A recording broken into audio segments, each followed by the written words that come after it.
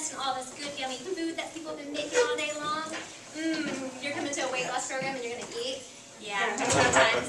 And then we're going to put you with your teams. We're going to talk about the first meet, the first workout, and all that good stuff, your journals, and just get you rolling. So what I want to say is the overview right here is that there's 3-part focus that you're going to be getting out of your nice handy-dandy money that you're paying us right here. One of it's nutrition, okay, fitness, and positive affirmations. So Ruby's really, really big on positive affirmations. How many of you have ever heard or said yourself that I can't do this? Yeah, and then you keep trying, right? And you keep trying, and pretty much if the more that you get over that can't, then you can do anything that you want to. So how many of you have parents that said can't isn't a word?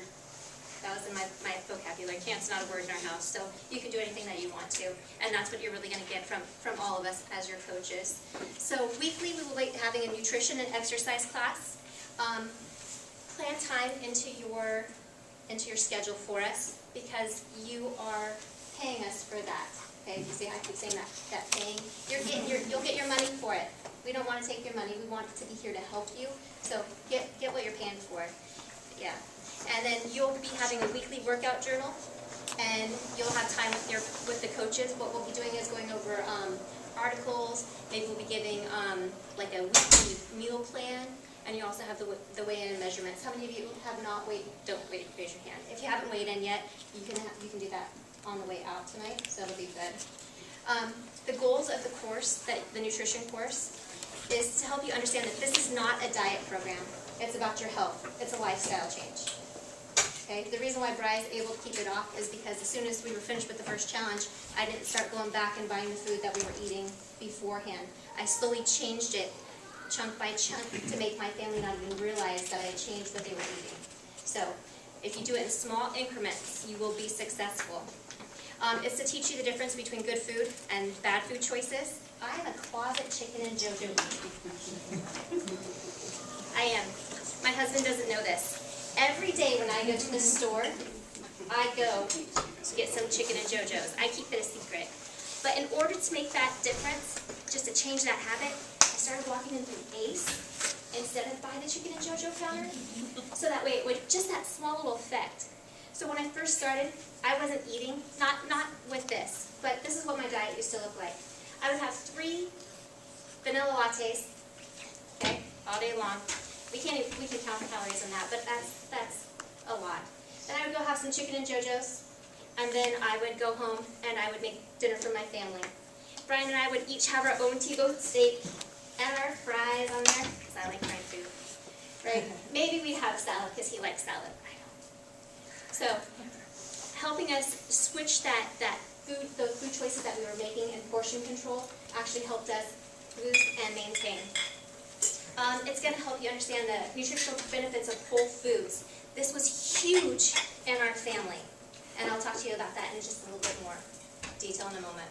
It's going to expose the truth about what's in a lot of our foods that we eat every day and we don't even realize that it's there. And it's also going to talk about the connections between what we eat and how it affects us medically, mentally, and physically. Right here, if you have not seen this video, this is the part that actually got Brian to help me change what we were doing. It's called Beyond Diet. Okay, so if you have access to the internet at home, I'm not going to show you just because we're here late tonight, and I don't want to spend a lot of time showing you a video that will eat up your evening. But what this is talking about is the difference between whole foods, this whole blog, the difference between whole foods and the things that we buy over the counter. So when I say whole foods, I'm meaning things that are single ingredient. Okay, single ingredient. Olive oil. When you're reading the back of your labels, where's the olive oil? No, that's the back. Oh, here it is, yeah. So if you look at your ingredient list right here, and it says olive oil, guess what? It's one ingredient on here. On this non-spray, or this olive oil right here, on the back of it, if you read the ingredients, where's it at, Ruby? You were good with that one. The lady with right there. Oh, it's so tiny. Yeah, there's extra olive virgin oil, there's some soy lectin, there's some water, there's some propellant. What's propellant? Let me go buy that and eat that right now. Right? Bug propellant, so I think. It's about whole ingredients, single ingredient, looking for what's really in your food. So that's what this is. My husband would go to the doctor. I'm throwing him under the bus, poor guy. He didn't know what he was getting into. But when we first found out he had high cholesterol, I'm asking the doctor, what can I do to get this down? What can I do? And she tells me, this isn't the butter, but she tells me to go buy some Smarter Balanced. How many of you have heard of Smarter Balanced butter?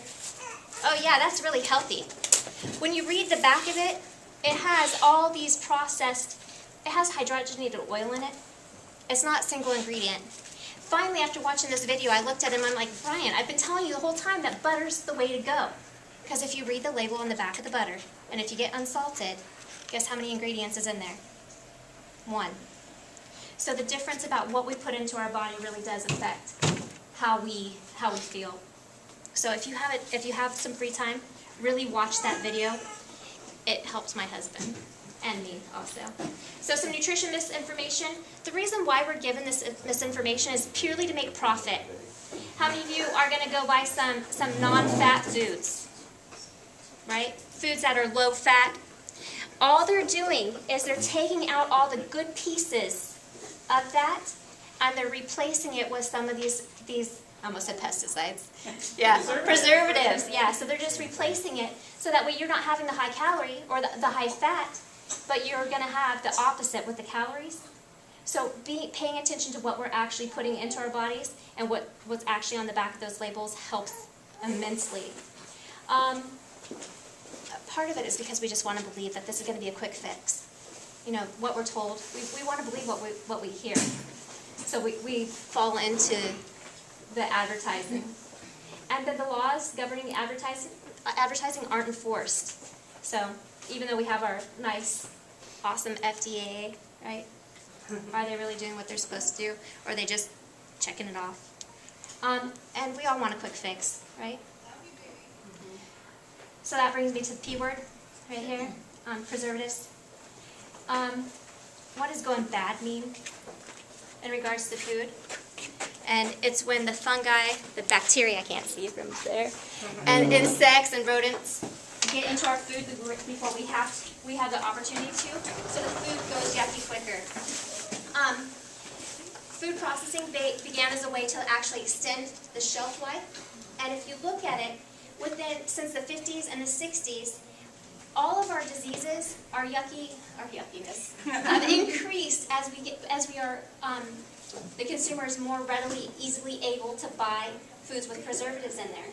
So cancer rates have increased, diabetes has increased. I know a lot more young children who are type 2 since I've been teaching, type 2 diabetic. So all of these factors are affecting migraines are affecting our lifestyle.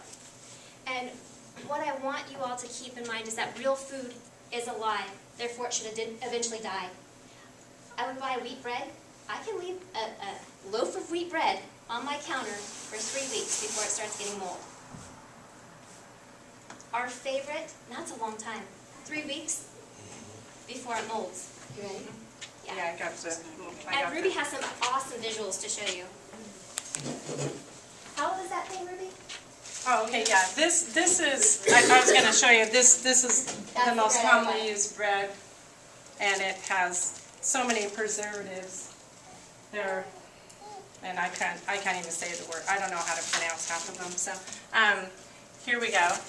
This is a McDonald's burger. Oh, the one we had the last time. Who saw this last year? Our first challenge. We've had the first one 2 years ago. Yeah.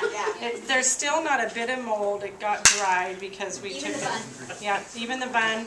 Pickle still looks pretty usable. A pickle. I bet we can just add some water on it. Yeah, I bet we could bring it back to life and serve it. And this is the maple bar, the chocolate maple bar. Still not a speck of mold. It still smells good. Does it smell good? Yeah. You want to smell? So, that's a long time with no mold. Yeah, 3 years. Yeah, Dave's bread, Yeah. you're talking 2 days and it's going to start molding. So you got to freeze it.